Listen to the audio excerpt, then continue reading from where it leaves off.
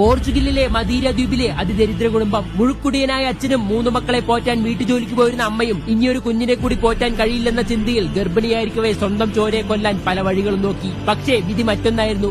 1985 ഫെബ്രുവരി 5 ആ കുഞ്ഞ് പിറന്നപ്പോൾ ലോകം സാക്ഷിയായത് ഒരു ഇതിഹാസത്തിന്റെ പിറവിക്ക് കൂടിയായിരുന്നു. പോഷകാഹാരക്കുറവ് മൂലം മെലിഞ്ഞിരിക്കുന്നുവെന്ന് ചങ്ങാതിമാർ അവനെ കളിയാക്കി. വിശന്ന് വലഞ്ഞ് അടുത്തുള്ള കടകളിൽ ഭക്ഷണത്തിനായി അവൻ യാചിച്ചു. കളിപ്പാട്ടങ്ങളോ ക്രിസ്മസ് സമ്മാനങ്ങളോ അവനുണ്ടായിരുന്നില്ല.